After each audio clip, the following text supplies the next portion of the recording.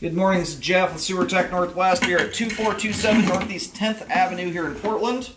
Located down the basement, I describe everything as if you're standing in the street facing the front of the home, or the front door, front of the house in general.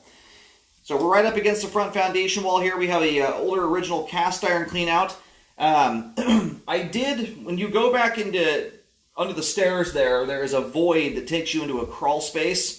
You can see a main line runs right along that back wall, moving from left to right this direction. About where I'm at right now, but on the other side of the wall, there's a bulkhead that sticks out.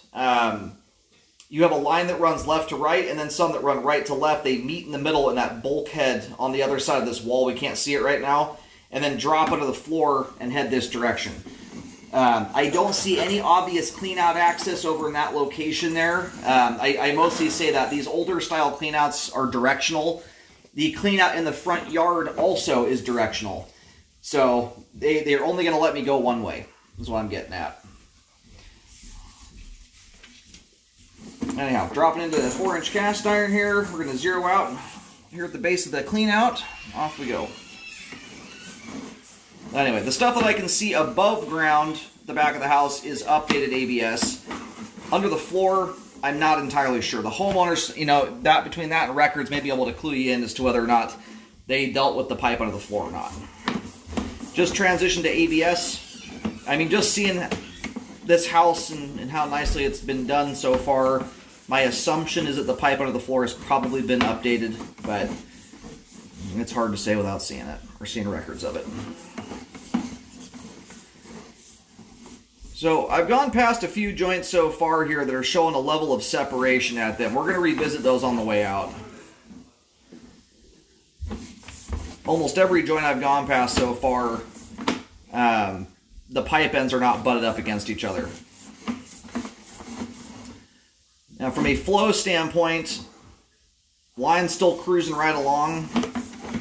I'll take a closer look at those on the way out to see if I can see if anything is going on. I mean, the concern is whether or not the joints are closed off or not, or dry fit. Sometimes you get someone that just doesn't butt the pipe ends all the way up against each other. A big mass of debris right here. I'm not entirely sure what that thing is. The concern with it, there's enough gunk there, you could have like a root mass underneath it that debris is built up over the top of.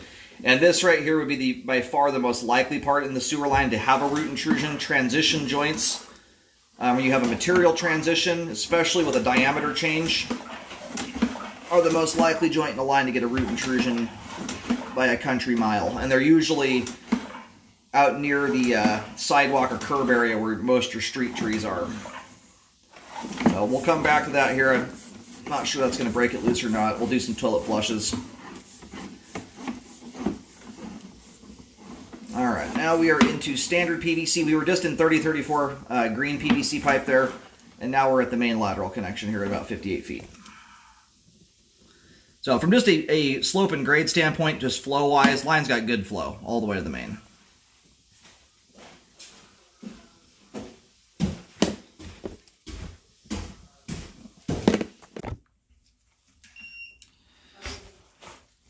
Alrighty, located the camera head successfully. Line terminates out on Northeast 10th.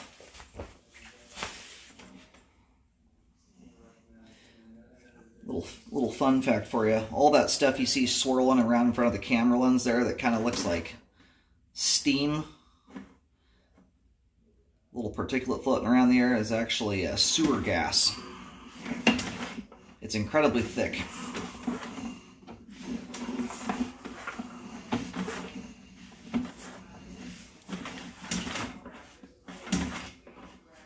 I'm trying to get my camera lens cleaned off here.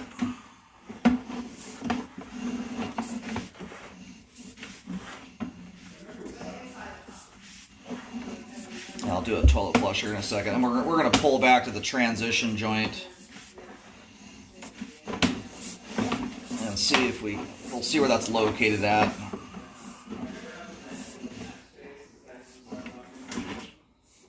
I'm going to park my camera just partially over the joint here to try and center that antenna as best I can over the joint. We'll see where this comes in here. Alrighty, so I'm picking that locate up there like a solid 2 feet into the road, so well past the curb. So it's a spot there where I would still recommend some cleaning just to get the buildup out of the line, just so it doesn't contribute to anything further. My camera just doesn't, I try my darndest there, but it doesn't break loose. So there's still the chance there could be a root in and amongst that or someone put a bunch of improper stuff down the line there. It's a tricky one. Until it's removed, it's hard to tell what's underneath it. There could be nothing, but it's in that sweet spot zone for tree roots. So as it relates to these joints here I've seen, just about every one of them in the ABS is showing there is some level of separation at them. And of course you know what, I'm going to try and pull the camera back in here really quick. The camera lens is just too gunked up at this point.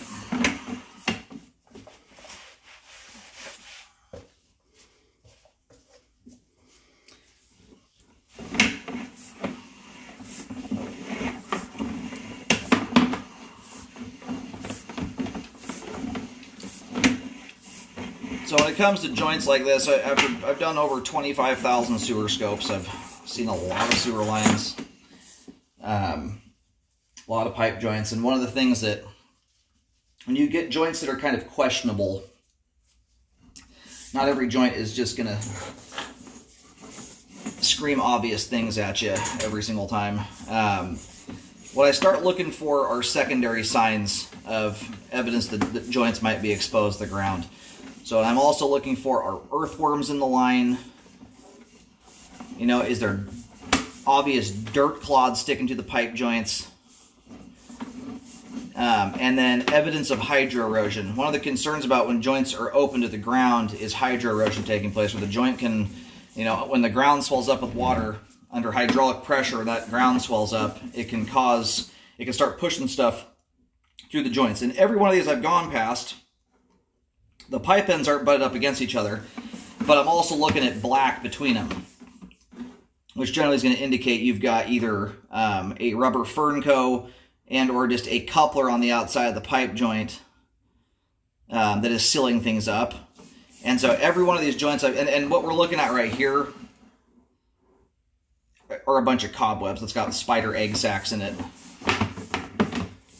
Similar thing too. Anytime you have gap joints, spiders will build a web there. It's a good anchoring point because there's a space to grab onto. So each and every one that I go past, no settling is present. This line looks like it's been around for a little while too. It's an updated, newer line, but it didn't go in yesterday. It looks like it's been here a while, which is a good thing. That usually, you know, if you have joints that are exposed to the ground for a meaningful amount of time, usually you're going to start seeing signs of hydro erosion. You'll start seeing the joints drop, settle.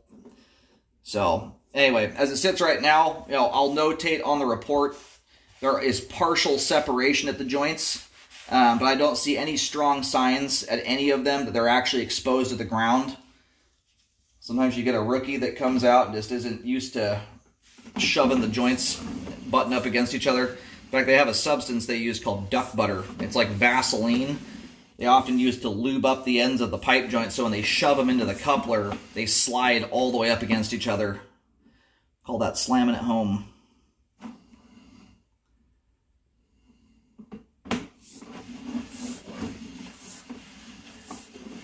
Anyway, good flow throughout the line. I'm going to recommend cleaning on the debris there at the transition joint, so that doesn't contribute to further buildup at that location. My lens got cleaned up a little better there now. You can see those cobwebs easier. Those all appear to be cobwebs there. The way that the webs are spanning off each other, it's not just one strand. You have other little cobwebs attached to them. That looks all like cobwebs there. And there is a clean out front. We just went past it just now. That too is directional. That's why I went from the downstairs one, so it lets us see more pipe. Anyway, you know, minus and this joint right here slipped or shifted a little bit, dropped somewhat, but it's not obstructing flow. The joint looks closed off. So anyway, we have good flow all the way out to the main lateral connection. you know, even with the debris in the line right now, the line is still doing its job. But I would like to see that bunch of debris there removed so it doesn't contribute to anything further. The cast iron pipe here shows a little bit of wear and tear in the flow line. It's not perforated through. There's not a deep channel in it or anything like that. Anytime you have older pipe materials like that, it's always ideal to take a look at them from time to time. Especially with the advent of trenchless epoxy lining nowadays. What you want to do is keep an eye on these things, rescope periodically. You know, that little black line going down the middle of it. Part of that is just sludge that's built up. But where I get concerned about cast iron is when you start getting a deep channel that forms. So it's worth taking a look at this stuff every couple of years to monitor it. If you start seeing signs of the flow lines really starting to wear out or it opens up to the ground, if you get on that soon enough, you can do a lot of your repairs nowadays without even digging. So again, that's not tomorrow, that's down the road, but it's worth doing. It's a much more convenient way to go. So anyway, apart from the massive debris out there at the transition joint, the line all has good slope and grade. You have no bellies anywhere, any obstructions of any kind. A little bit of technically somewhat of an offset there at the transition from cast iron to ABS, but it's offset in the direction we want it to be. There's no lip in the flow line for things to run into. You've lost almost no diameter there. So, and the joint also does not show any obvious signs of being exposed to the ground either. And the other thing that I like about lines like this, the line is not filthy dirty, but there's enough gunk in it that I can tell it has not been preemptively cleaned for the purpose of the sale. Some folks know, they've got issues like root intrusions, for instance, and they'll clean the line up to try and minimize or hide them, which has not been done here. So we're getting a natural state look at the line, which is what I want to see. And that's always something I like to see. Anytime you have a little bit of, some of those joints that are somewhat separated, where they can be questionable, I always start wondering that. When you get a suspiciously clean sewer line, I'd be more concerned about those. But as it sits right now, no signs of anything going on there at any of those joints that look significant. Good flow end to end here. I would recommend cleaning and then a rescope just to show that debris was gone. Also, it may give you an indicator as to whether or not there's actually roots underneath it or not. You can include the city into. But that joint there, again, is about 2 feet past the curb. Anyhow, sewer line is functioning at this time. It'll have improved flow and functionality after cleaning.